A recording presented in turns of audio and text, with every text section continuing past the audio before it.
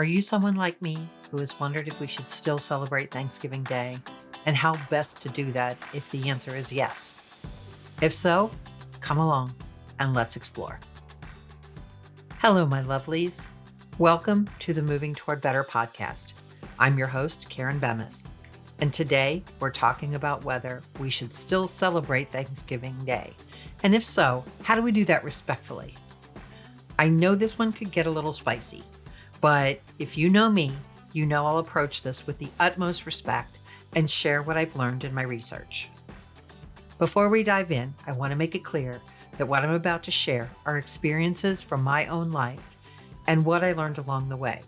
Your situation may be different, and this is no substitute for financial, medical, or mental health intervention if your situation warrants it. This podcast is designed to help people understand themselves and others better. It is not intended to diagnose or treat any mental or physical condition. And if you suspect you or a family member is at risk of physical or mental harm, please seek proper medical help immediately. So, do you think the Pilgrims and Native Americans had the first Thanksgiving? Then think again. I went down the rabbit hole of the history of American Thanksgiving, and I'm here to tell you that I learned so much, and I'm going to share a bunch of it with you. So buckle in, because this is really interesting stuff. I know going into this that it could go sideways, but my intention is not to malign Thanksgiving or those who celebrate it. Simply put, I'm not here to tell you to stop celebrating Thanksgiving. If you're white, like me, I'm not here to shame you for what others with our skin color did in the years after what we talk about as the first Thanksgiving. More on that in a minute. Again, not in judgment, but as a matter of fact. If you're Native, I'm not here to minimize what happened after this event that most white people call the first Thanksgiving, and I hope I do right by what I found to share. We, meaning people who attended public school in Middle America, were taught pretty much the same story, that the original settlers, immigrants, colonizers, or Puritans, whatever you want to call them, suffered greatly over the first year that they lived in Plymouth in 1620. Many died, and if not for the natives, the Wampanoag, they probably would have all perished. But thanks to the natives, in 1621, there was a harvest, and the immigrants invited the natives to celebrate that harvest, which ended up being a 3-day Thanksgiving feast. That's what I and several million other school children were taught was the story of the first Thanksgiving. But it wasn't the first Thanksgiving, not by a long shot. So what did I find while I was researching? I found that, as usual, with American history, things are more complex than we were taught as children, partially because, we were children. But for some reason, the history and significance of that first Thanksgiving, as we call it, is elevated to a place that I'm not sure it belongs. Why do I say that? For several reasons. In researching the first Thanksgiving from a Native perspective, I found that for over 100 years before that Thanksgiving with the white settlers, that the Native people had been interacting with white traders. Essentially, since 1492, the natives had interacted with traders, fishermen, and explorers. So the white people that landed at Plymouth Rock were not the OGs, even for the natives from the Virginia area. They may have been the first to bring families, but they were not as unique as we've been led to believe. Also, fun fact, the term Puritan, which I learned was merely a term to denote the people who landed at Plymouth Rock, is actually a pejorative term that characterized certain Protestant sects of Christianity as religious extremists. Certainly sheds a different light on what I was taught about the people who settled our country. How about you? This is something I found fascinating because according to Native sources, The Thanksgiving in question, from the Wampanoag perspective, is that interacting with the white settlers was in a spirit of diplomacy and political alliances that actually were not honored by the whites later. It's not considered a friendly gathering of Thanksgiving, like I had been taught. Again, it's just a very different view of that. Now, I know what people can say. I wasn't there. I don't know what actually happened. And that is absolutely true. But then I found out that for thousands of years before and ever since, the native people of this land have celebrated many Thanksgivings throughout the harvest season, starting with the early harvest of foods like raspberries to the last harvest of the season, which is usually cranberries. The celebration of a harvest Thanksgiving also happened in rural communities across Europe. So it's likely that the immigrants had attended such harvest events in their native village of Scrooby as well. At this point, you might be wondering where I got all of this information. So I've included important links for this episode in the notes and description, including how the modern Wampanoag celebrate the traditional cranberry harvest festival mentioned above. I've also included a link to the Thanksgiving address, and I'm going to do my best with this word, the Haudenosaunee. And I hope I'm not butchering that because I watched a video on how to pronounce it, and I apologize in advance if I messed it up. It is a Thanksgiving address to the natural world, and it's read at many events to acknowledge the people, the earth, and all of its inhabitants, as well as the sun, the moon, the stars, and the creator. It seems more poignant now than perhaps it has ever been. So please take a look at that. Thanksgiving is actually part of the native culture, and not only for one day out of the year. We have Abraham Lincoln to thank for a single day of Thanksgiving in this country. And guess what? He never even mentioned the first Thanksgiving when he made it a national holiday.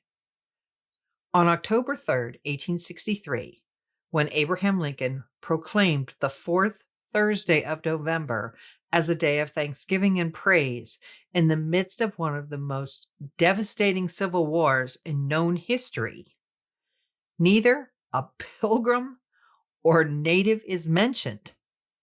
Instead, he focused on how to see the blessing in the midst of our national internal strife at the time. I told you this episode was going to be interesting. By the way, the link for the Lincoln address is also in the notes and description. But perhaps the most interesting information I found was when I looked for information about how natives feel about how we celebrate Thanksgiving today. And I have to say, it was intriguing. Essentially, like every other society and group, at least in this country, there is not total agreement. Some tribes and people couldn't care less about what white people do that one day each year. Others find it disrespectful, and still others use it as a day of mourning for what happened to the native population following that first Thanksgiving. Interestingly, many still gather to honor those who perished and also to spend time with family in gratitude for those who survived and to deepen the bonds with their current family and their community. A couple of observations really stood out to me when I was looking on Reddit to read what actual natives had to say. One said that his family used the day to share the history of their family, the history of their tribe, and to celebrate everyone in attendance. Another said that boycotting that particular day is BS without actions to back up the boycott.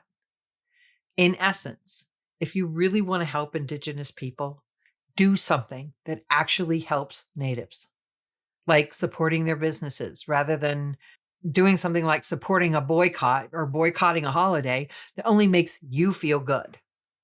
Wise words, I would say. Others still treat it as a regular day and don't acknowledge it any differently than any other Thursday of the year. So where does that leave us? In a bit of a conundrum. As for me, I'll still celebrate being thankful for all I have. And I'll do my best to help out those in groups who are typically forgotten, abused, and maligned, including the natives of this land. And before anyone comments, I am the whitest of white people who can equally celebrate the accomplishments of my ancestors and acknowledge their failings as well. I feel no guilt for what the founders of this nation, before and after the revolution, did, because I didn't participate. I do, however, think we need to know about and understand what terrible things happened in our own history so that our children understand the attempted genocide of our Native population, the bigotry of the Tulsa Massacre, the abuse of suffragettes, and how to make this nation greater than it's ever been, not through some political leader, but through connecting with those who look and believe differently than us.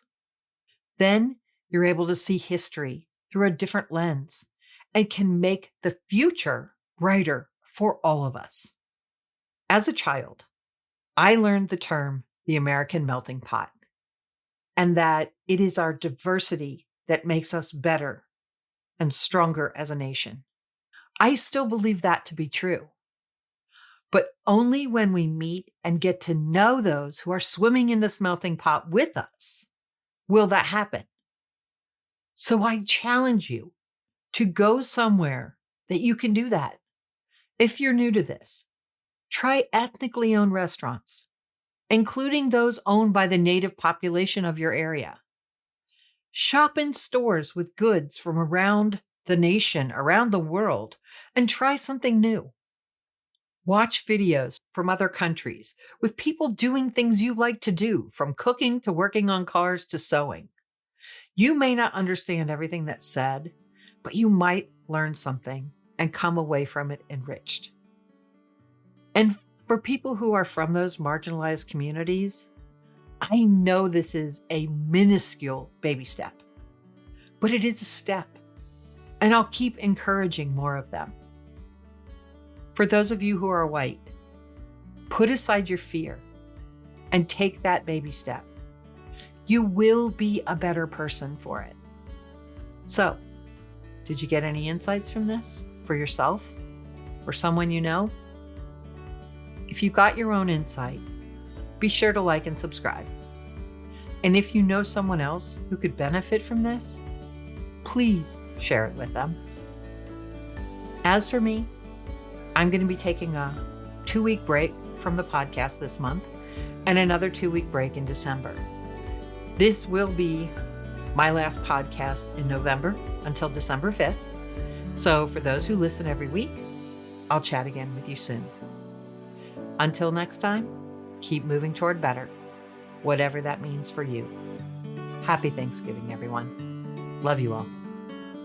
At Moving Toward Better, it's our mission to help you unlock a fantastic life, powered by what's unique and authentically you. To learn how we can help you in your quest, head over to movingtowardbetter.com to check it out, or use the links in the show notes. Thanks for listening, thanks for being you, and have a great day. Love you all.